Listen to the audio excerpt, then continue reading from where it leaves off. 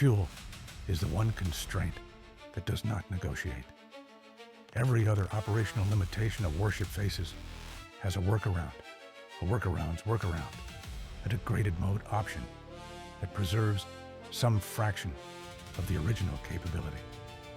Damaged radar, fall back on passive systems, use the Seahawk's eyes, coordinate with adjacent ships, compromised communication, shift frequencies, use relay assets, revert to visual signals, reduced crew through illness or injury, collapse watch rotations, redistribute responsibilities, push people beyond comfortable limits while keeping critical functions manned. These are not good solutions. They are solutions. A fuel state at 18% is not a problem that has a workaround. It is an arithmetic event. A guided missile destroyer consuming 750 gallons per hour at standard transit speed with a fuel capacity of approximately 500,000 gallons and a current fuel state of 18%, 90,000 gallons, had approximately 120 hours of endurance at minimum propulsion. At 14 knots, those 120 hours represented the fuel needed to reach a replenishment point and arrive with a safe margin. The margin was not generous. The margin at 18% was the space between operational capability and operational constraint, measured in gallons per hour against distance in nautical miles. And it did not expand because someone positioned vessels in the corridor the destroyer needed to transit. The engineering officer's 10 a.m. fuel state report, delivered to the bridge at 10:02 a.m., had contained a notation that was not in previous reports. The fuel consumption rate over the preceding 6 hours had been running 8% above the nominal planning figure. Not because anything was wrong with the engineering plant. The plant was operating within specification because the Persian Gulf's October sea state had been running 2 feet higher than the forecast during the night hours, and a destroyer working through a 4-foot swell burned fuel at a rate that the flat sea planning figures did not fully account for. The 8% overconsumption had reduced the effective margin between 18% fuel state and the operational constraint threshold. The replenishment vessel was 140 nautical miles to the southwest, holding position and waiting. The scheduled replenishment time was 4:30 p.m., 6 hours and 28 minutes from the moment of the fuel report. At 14 knots, the 140 nautical mile transit would take 10 hours. The destroyer needed to increase speed to approximately 21 knots to complete the replenishment on schedule, or the replenishment vessel needed to move northeast toward the destroyer to reduce the transit distance. Both adjustments were under consideration through the Fleet Logistics Coordination System when the CIC's surface search radar produced the contact report that changed the geometry entirely. At 10:22 a.m., 3 contacts appeared on bearing 238 degrees, the replenishment bearing, at ranges between 18 and 24 nautical miles, moving east-northeast toward the destroyer's position on the replenishment track. Classification took 90 seconds. 3 contacts, bearing 238, all 3 AIS-dark. Speed, lead contact 28 knots, second contact 24 knots, third contact 18 knots. Profiles, lead and second contacts, probable Peykaap class. Third contact, probable Boghammar class. All IRGCN profile. 2 Peykaps and a Boghammar. moving east-northeast at speeds between 18 and 28 knots on the replenishment bearing toward the destroyer's position. At 10:22 a.m., with a fuel state of 18% and a replenishment 140 nautical miles to the southwest. The captain was on the bridge. He heard the contact report and looked at the replenishment track on the chart display. The 3 IRGCN contacts at their current speeds and courses would be positioned on the replenishment track between a destroyer's current position and the logistics vessel in approximately 30 to 45 minutes, not blocking in the physical sense that a chain across a harbor blocked, positioned. 3 fast attack vessels in the corridor that the destroyer needed to transit to reach its fuel source, running without AIS in international waters at speeds that told anyone watching them that they had somewhere specific to be at a specific time. The geometry was not accidental. The geometry was the operation. At 18% fuel state, the destroyer's commanding officer did not have the luxury of an extended standoff. Waiting was not available as a tactic. The replenishment track had to be transited, the fuel had to be received, and the timeline was the arithmetic of gallons against distance that did not bend because 3 IRGCN vessels were in the corridor. The question was not whether to transit the corridor. The question was what the 3 vessels were going to do while the destroyer transited it, and what footage they were going to produce of the transit, and whether any element of that footage could be edited into a narrative that served IRGCN media operations. The fuel pressure was real. The framing pressure was also real. Both operated simultaneously and could not be addressed sequentially. Quote 1. The CIC tactical officer ran the calculation. Quote 2. 620 yards for the Boghammar. The Boghammar class was older than the Peykaap, slower, and in the IRGCN's operational doctrine was typically used as a presence and documentation platform rather than a high-speed intercept asset. A Boghammar on the center line of the replenishment track at 620 yards was not a speed threat. It was a position. It was specifically positioned to be the contact that the destroyer would approach most closely, and it was positioned on the center line, the narrowest part of the approach, to maximize the visual of a U.S. warship transiting within 620 yards of an IRGCN vessel on its way to an emergency fuel stop. Emergency fuel stop. That was the framing the IRGCN's media operation would apply to any footage of a U.S. destroyer proceeding at high speed to a replenishment rendezvous. Quote 3, quote, because the fuel state was constrained. Underscore, underscore, quote, underscore, 4, underscore, underscore. Because the destroyer needed something it could not provide itself.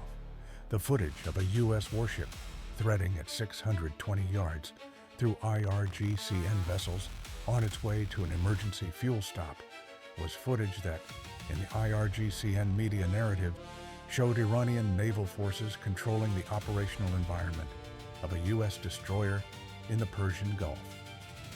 The narrative was false. The water was international. The fuel state was managed. Tight, but managed. The transit was lawful. None of that changed the footage. The captain spoke to the engineering officer at 10:29 a.m. at 1,100 gallons per hour and a current state of 90,000 gallons, 81.8 hours of endurance at 21 knots before the fuel state reached zero. The destroyer was not in danger of running out of fuel. It had 81 hours at the higher speed. The constraint was the operational threshold.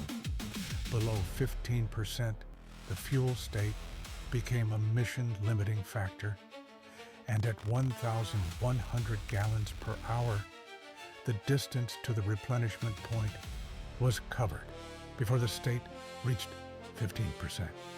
The math worked. It was not comfortable. It worked.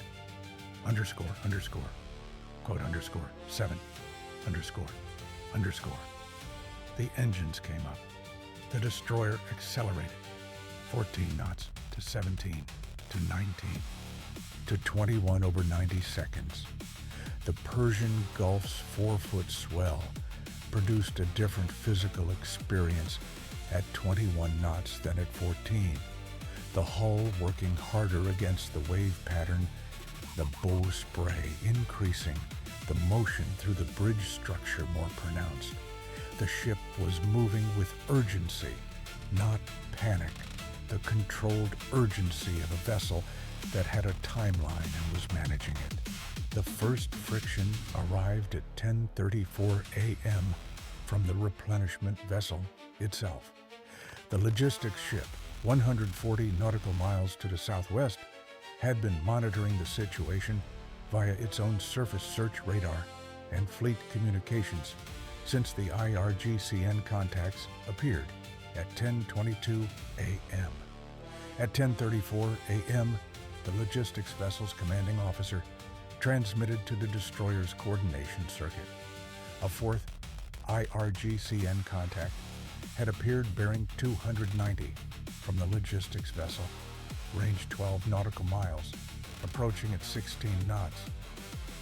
An IRGCN Boghammar approaching the replenishment vessel itself from the northwest.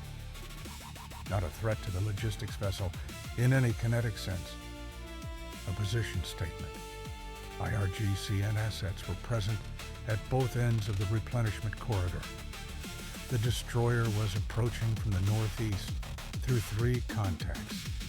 The logistics vessel was being approached from the northwest by a 4th contact. The replenishment meeting point in the center was surrounded by Iranian presence at a distance that did not require any kinetic action to make its point. The logistics vessel was not in danger. At 14,000 tons displacement, it was physically larger than any IRGCN asset in the immediate area and was operating in international waters with the same legal standing as the destroyer, but a replenishment evolution. The transfer of fuel at sea through flexible hoses between 2 vessels moving in close parallel at match speed was a demanding operation that required both vessels' full attention and a sea state window that the IRGCN contact's presence complicated not physically, but psychologically. A Boghammar at 12 nautical miles and closing was not interfering with the replenishment. It was being present while the replenishment occurred. Advise the logistics vessel, continue holding position. We will deal with the approach contact on arrival. Do not maneuver in response to the IRGCN contact. The logistics vessel acknowledged. At 10:37 a.m., the lead Peykaap, the fastest of the 3 corridor contacts, running at 28 knots, altered course, not away from the destroyer's approach track, toward it, a course change from east-northeast to due east, a heading that placed the Peykaap on a converging course with the destroyer's 238-degree bearing at a combined closure rate that had the tactical officer recalculating. Lead Peykaap, course change to 090, CPA revision in progress. A pause. CPA now 580 yards. Time to CPA 22 minutes at current combined speeds, 580 yards and 22 minutes. The Peykaap was accelerating toward the destroyer's approach track rather than holding its corridor-blocking position. The camera that the Peykaap was carrying, the documentation platform that was standard equipment on IRGCN fast attack craft, was now on an approach course that would put it inside 600 yards of the destroyer in 22 minutes.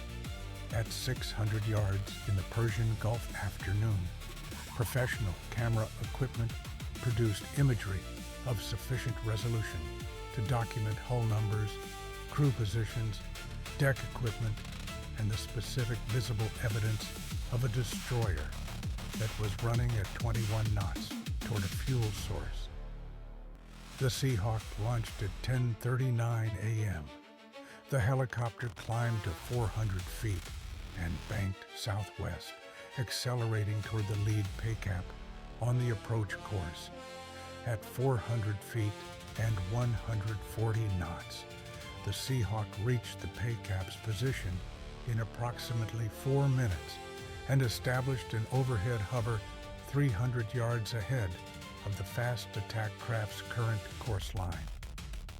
The hover placed the helicopter between the Peykaap and its intended close-range documentation position, not physically blocking, but present, its FLIR, locked on the Peykaap's deck, its own camera documenting the Peykaap's approach for the counter-documentary record.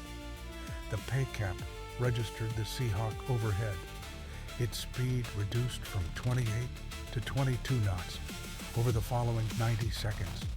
Not stopped, reduced. The approach was continuing, but the rate of closure had decreased. Underscore, underscore, quote, underscore 11, underscore, underscore. At 10:44 a.m., the LRAD activated on the lead Peykaap at bearing 235, the specific direction of the Peykaap's approach through the Seahawk's position across 580 yards of Persian Gulf afternoon. The directed acoustic signal reached the Peykaap's open deck at medium intensity, audible to the crew and unmistakable in its communication. We know where you are. We are measuring you, and we have more instruments available than the camera you are pointing at us. The Peykaap's speed reduced again at 10:46 a.m. from 22 to 16 knots. The rate of closure continued to decrease. Underscore, underscore, quote, underscore, 12, underscore, underscore. The second friction arrived at 10:47 a.m. from Channel 16. The IRGCN's shore-based broadcast infrastructure, the same Bandar Abbas originated transmission system that had been documented in multiple previous Persian Gulf encounters, activated on Channel 16. American warship, this is Islamic Republic of Iran Navy. You are approaching Iranian operational vessels conducting lawful activities in international waters. Maintain safe distance. Alter your approach course to avoid close proximity to Iranian naval assets. Any continued approach constitutes aggressive action. Aggressive action. The transmission was recorded in the communication log at 10:47 a.m. It characterized the destroyer, which was on a direct course to its replenishment rendezvous at 21 knots through international waters, as the aggressor approaching Iranian vessels. The IRGCN contacts were the obstacles. The destroyer was characterized as the approacher. The framing was available for use in any subsequent media presentation of the encounter. Log it, no response. At 10:49 a.m., the fire control illumination radar activated, a directed emission sweeping simultaneously across the lead Peykaap, the second Peykaap, at 1,100 yards, and the Boghammar at the corridor centerline. 3 contacts, 3 simultaneous measurements at fire control precision. The signal that this emission sent was the signal it always sent. We have the precision data on every one of you at the resolution that matters, simultaneously. The Boghammar, the contact on the corridor centerline, the one that had been positioned most deliberately as the visual centerpiece of the framing, responded at 10:51 a.m., not with a course change, a speed reduction, from 18 knots to 11 knots, dropping over 45 seconds, the Boghammar losing forward momentum on the replenishment centerline. At 11 knots, the Boghammar's forward progress was slow enough that the destroyer, at 21 knots, would pass through the corridor, with the Boghammar's CPA expanding rather than contracting as the timing arithmetic shifted. Boghammar decelerating, speed now 11 knots, CPA revised, 680 yards and opening, 680 yards for the Boghammar, opening, 720 yards for the lead Peykaap, opening. The second Peykaap at 1,100 yards, speed 24 knots, holding its original corridor position, but its CPA now expanding as the destroyer's 21-knot approach revised the timing geometry. The corridor was not clear. The 3 contacts were still present, still AIS-dark, still in the replenishment bearing corridor, but their CPAs were opening rather than compressing, and the timing arithmetic of a 21-knot destroyer against a decelerating Boghammar and a slowing Peykaap was producing a passage geometry that was workable. At 10:54 a.m., the helmsman held bearing 238 degrees at 21 knots through the expanding corridor geometry. His task was specific: maintain bearing 238, maintain 21 knots, navigate through CPAs of 680 to 1,100 yards with IRGCN contacts that were decelerating in a sea state that was producing 4-foot swells against the hull at higher speed than a transit had been designed for.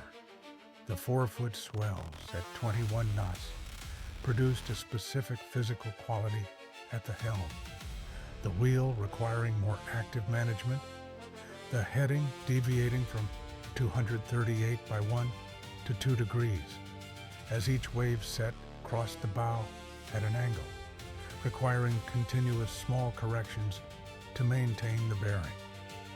Not dramatic corrections, the kind of corrections that experienced helmsmen made automatically and without thought, but more of them, more frequently than at 14 knots through calmer conditions. He held 238 degrees. The corrections were made. The heading returned to 238 after each one. At 10:57 a.m., the destroyer passed through the CPA with the LRAD Peykaap, 720 yards on the port beam. The fast attack craft, now at 14 knots and falling behind, as the destroyer's 21 knots opened the separation. The Peykaap's camera was still operational. It was pointed at the destroyer's beam as the 2 vessels separated. The footage it was capturing at 10:57 a.m. showed a U.S. destroyer at 720 yards, moving at 21 knots through the Persian Gulf, with its helicopter overhead and its LRAD trained on the Peykaap's position. It did not show a destroyer threading desperately through an Iranian cordon. It showed a destroyer moving at operational speed through international waters with its defensive systems in appropriate configuration. At 11:02 a.m., the Boghammar CPA, 690 yards, on the centerline. The Boghammar, now at 8 knots, barely holding station against the Gulf current, the destroyer passing through its position at 21 knots with the Boghammar's bulk visible through the bridge windows at that range. A low freeboard vessel, the Boghammar's characteristic silhouette, its camera crew on the open deck, its hull crossing from the destroyer's starboard forward quadrant to the port aft quadrant as the destroyer transited through the position at 690 yards. 690 yards. The destroyer's bow did not deviate. The bearing was 238. The speed was 21 knots. The second Peykaap, holding at 1,100 yards to the north of the corridor centerline, documented the transit from its position without altering its course or speed. By 11:06 a.m., all 3 IRGCN contacts were astern of the destroyer's current position, and their ranges were opening as the destroyer's 21-knot progress carried it southwest toward the replenishment rendezvous. The 4th contact that had been approaching the logistics vessel, the Boghammar, from the northwest, had altered course at 11:01 a.m.